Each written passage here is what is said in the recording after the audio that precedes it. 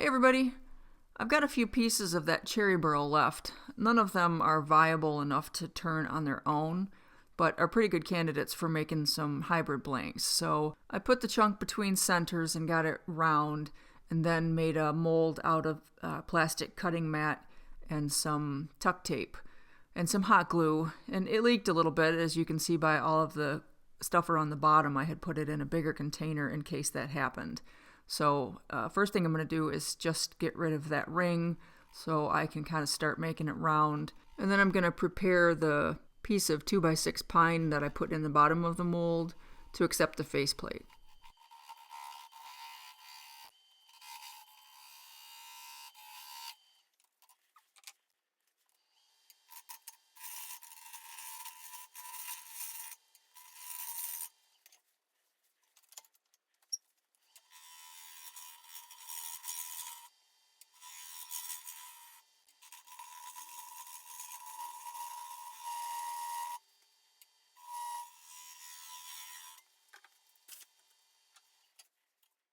I'm looking at this going, boy, that looks like this has already been mounted to a faceplate.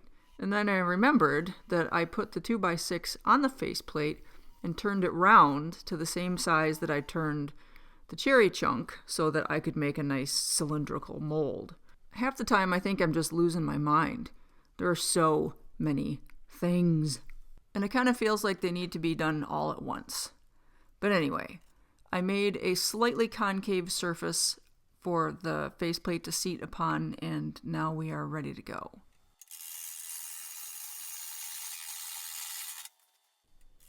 I'm just using a regular round carbide cutter and not my negative rake cutter, mostly because I don't really care about the surface right now. I just want to kind of blast through it and get it round.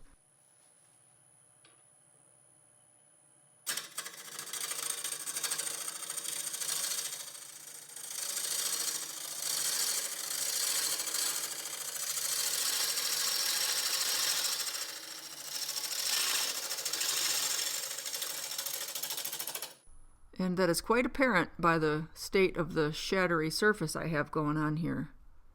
But that doesn't matter, we'll clean that up later.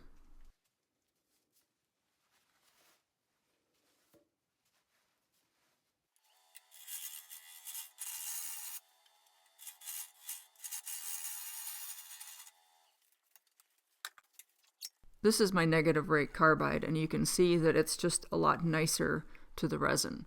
And since I don't really want to take a whole lot off of the end here, I just want to get it cleaned up and trued up, I'm going to use that instead of my normal one.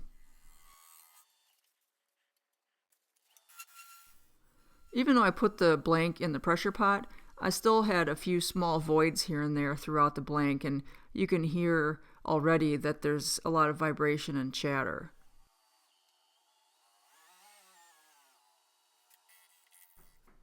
That funny little symphony you just heard was me trying to find a speed that the workpiece would not vibrate. I tried all the way down from 500 to 2000, and the best speed turned out to be about 650, which is where I turned, I think, pretty much the whole piece. You can see that the blank is running nice and true.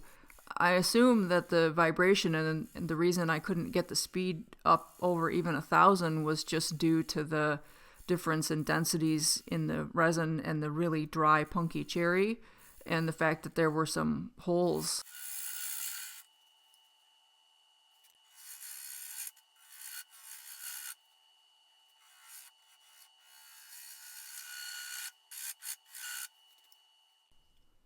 I didn't really have a overall shape or design in mind. I knew that this was going to be a hollow form vase kind of a thing because I wanted to try out my new Lyle Jamieson Hollowing system. So you'll see me stop and look and think and try to figure out exactly what I want this to look like and figure out what the proportions should be and all of that stuff. Designing on the fly, you know, that's what we do.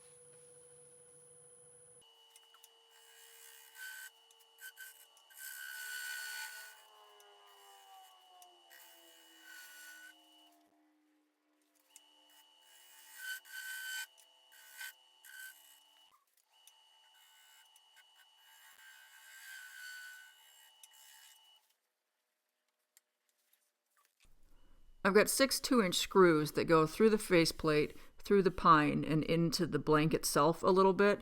So that mark there is marking where the screws are, plus some fudge factor so I don't cut into the screws.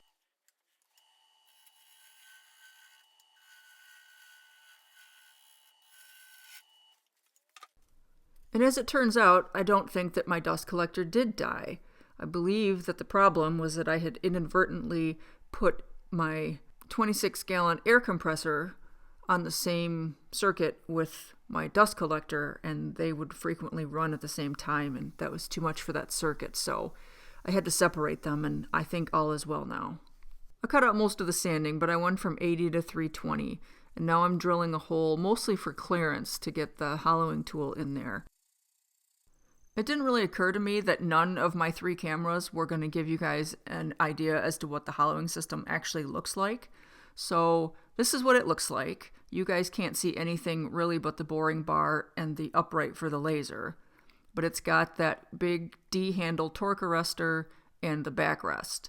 So I'm setting it up to start with to do this first little section. And there's a really big and in-depth tutorial that comes with Lyle's hollowing system.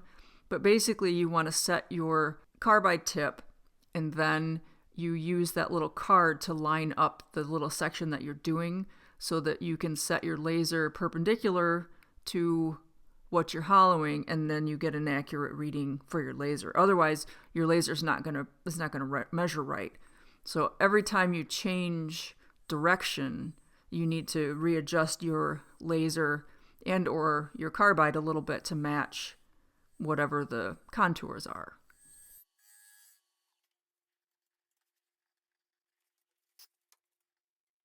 And I totally didn't think about the fact that the laser was going to be in the way of the overhead camera. So some of the shots you can see the laser, some of them you can't really.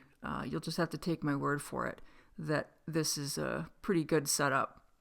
So here I'm going to do the next section that comes back around. So I'm lining up the card with that shape and then setting the laser to match that.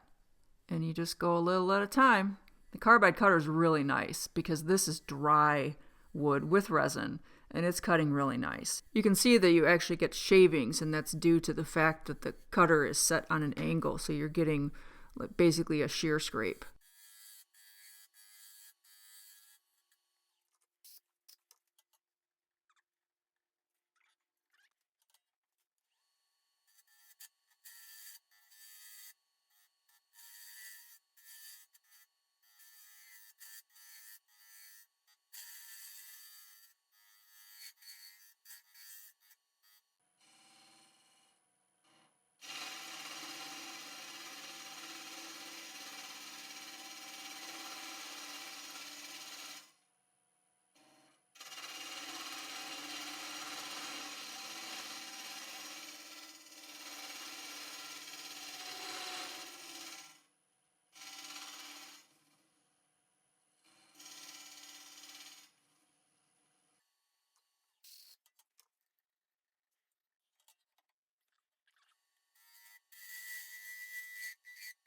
I think the turning part of this project took me probably about 4.5 hours. I've got 4 hours of footage from each of the 3 cameras, plus about a half an hour of sanding that I didn't record.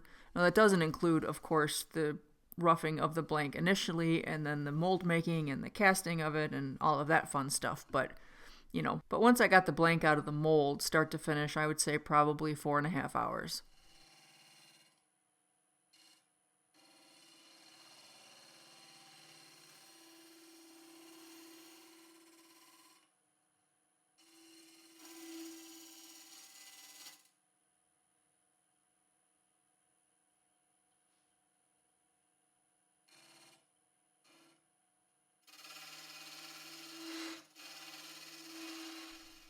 The further off the tool rest I get, the more chattery it gets.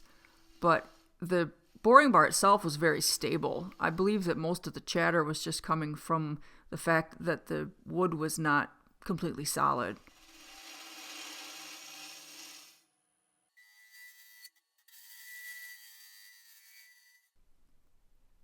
So now I'm going to reset the cutter to go basically straight out. And then I'm going to set the laser not for a gap for the wall thickness, but right at the end of the cutter because I'm kind of doing the bottom now. And I just want to know where the cutter is. And then I can use that information to, curve the bottom or however I want to do it. It's not critical on this piece because it's deep enough that you can get your fingers down in there anyway. So you won't know if it's a gentle curve or a squared off curve or whatever.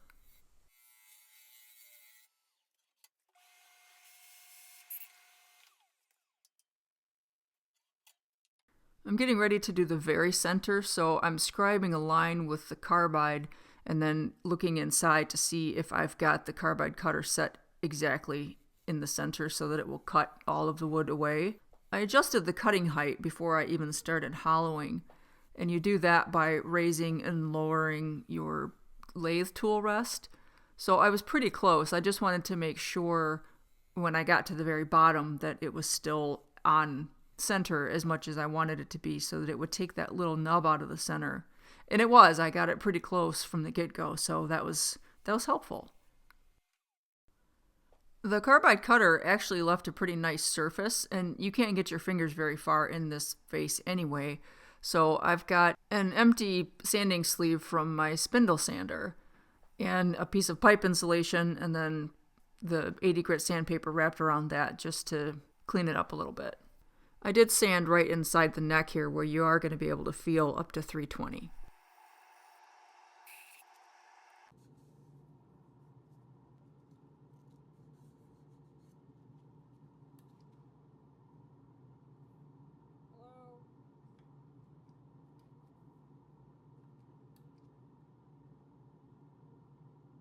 That's not helpful.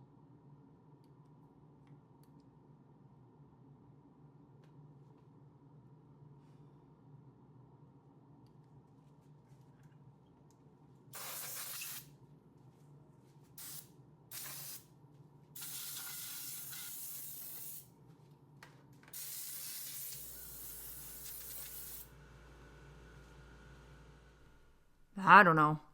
Hopefully it was just a little dust in the electronics.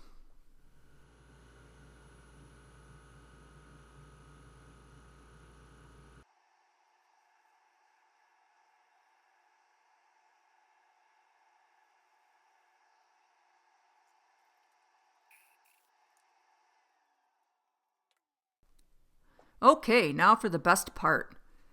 Going to put some denatured alcohol in there and get the dust off and make sure everything looks good as far as sanding goes. I'm still using a 3-pound cut of shellac because I haven't made a new 1-pound cut yet. Foam brushes aren't good to use with shellac, but I was only using it to get it down inside the vase, so it'll just be kind of a one-time use.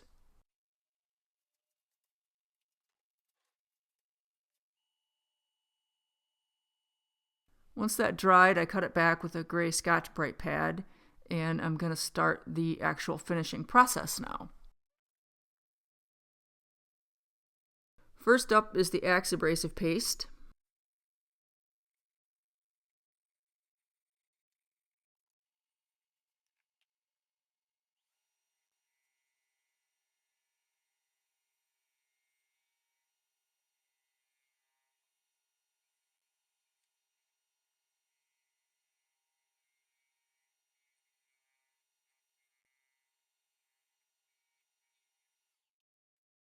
And then Brad's abrasive sanding paste, which is a little finer grit.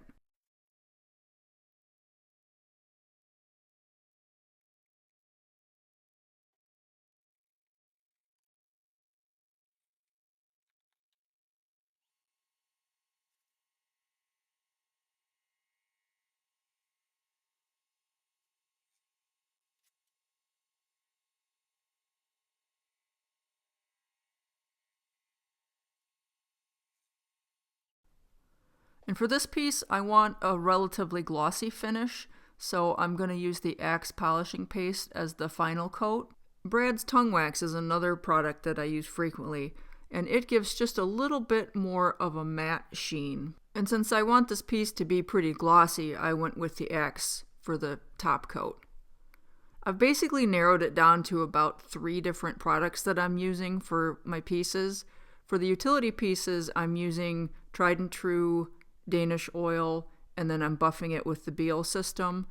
And then for pretty much the rest of them, I'm either using Brad's Tung wax or the Axe polish and paste on the top.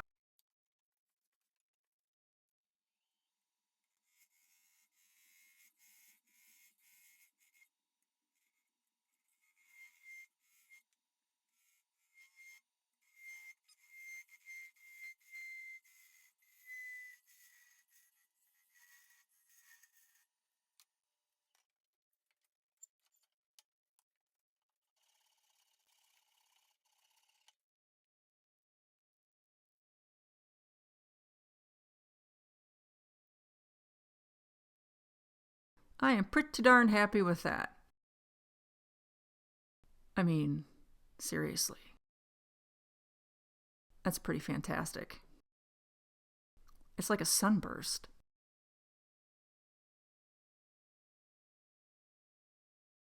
As always, thank you guys so much for watching. If you like this video, go ahead and hit that thumbs up button for me. And leave me a comment. Let me know what you guys think. Or if you have any questions, I'll do my best to answer them.